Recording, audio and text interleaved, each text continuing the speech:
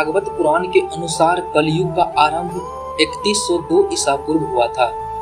भागवत पुराण में इस बात का उल्लेख मिलता है कि जब श्री कृष्ण अपना मानव शरीर छोड़कर पृथ्वी लोक से वैकुंठ गए थे तो कलयुग का आरंभ हो चुका था। कलयुग शुरू होने से पहले ही कुछ ऐसी विचित्र घटनाएं घटी थी जो युग परिवर्तन का बड़ा संकेत था। कुरुक्षेत्र युद्ध के बाद भगवान श्री कृष्ण ने अर्जुन सहित सभी पांडवों को कलयुग के बारे में बताया था। महाभारत का युद्ध जीतने के बाद जब पांचों पांडव खुशी खुशी हस्तिनापुर लौटे तो श्री कृष्ण ने उन्हें युग परिवर्तन के बारे में बताया। कृष्ण ने कलयुग के आरंभ समय से लेकर कई ऐसी घटनाओं की भविष्यवाणी की जिनसे जल्द ही द्वापर युग की समाप्ति और कलयुग के शुरू होने के संकेत मिल रहे थे। कलयुग के आरंभ वर्ष को लेकर कई तरह के मत देखने को मिलते हैं। भागवत पुराण के अनुसार जब श्री कृष्ण अपना मानव शरीर छोड़कर वैकुंठ में गमन कर गए तब 3102 ईसा पूर्व कली काल का प्रारंभ हुआ था, यानी कलयुग की शुरुआत हुई थी। भगवान श्री कृष्ण ने गीता में कहा है कि इस धरा पर जिसका जन्म होगा उसकी मृत्यु भी निश्चित है। प्रकृति के इस नियम को कोई बदल नहीं सकता है। स्वयं श्री कृष्ण भी इस नियम से बंधे थे। मनुष्य रूप में जन्म लेने के बाद श्री कृष्ण के मानव शरीर का जब अंत हुआ तो वे वैकुंठ चले गए। भगवान श्री कृष्ण का धरती पर से जाना कलयुग के शुरू होने के सबसे बड़ा संकेत है। पौराणिक कहानियों में श्री कृष्ण के वैकुंठ गमन की घटना को कलयुग के शुरू होने का सबसे बड़ा संकेत माना गया है।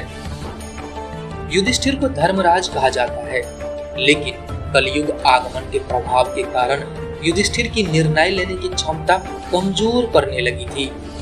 अर्जुन को महान धनुर्धर माना जाता था, लेकिन अर्जुन अपने निशाने से चूकने लगे थे। भीम का शरीर पहले जैसा बलवान नहीं रहा।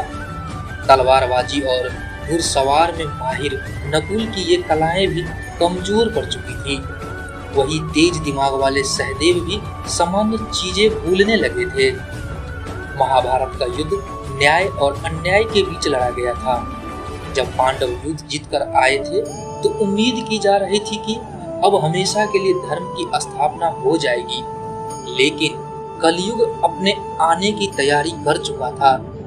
हस्तिनापुर सहित कई महान राजाओं के राज्य में अन्याय, अशांति, छोटी छोटी घटनाएं बढ़ने लगी थी।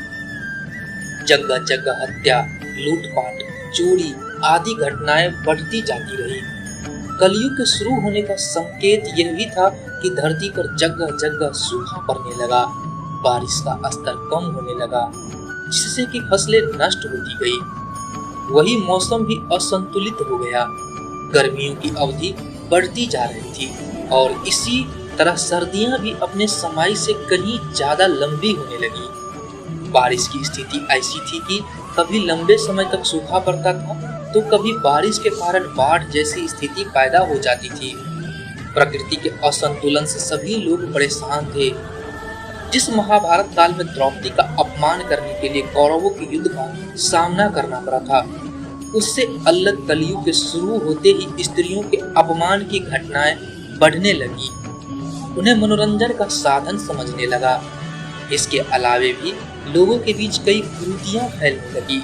लोग अपने घर के बड़े बुजुर्गों का अपमान करने लगे और समाज में दिव्य और सिद्ध लोगों की भी सम्मान घटने लगा। कुरीतियों का व्यापार चल निकला था और इस तरह से कलयुग की शुरुआत हुई थी। जय श्री कृष्ण।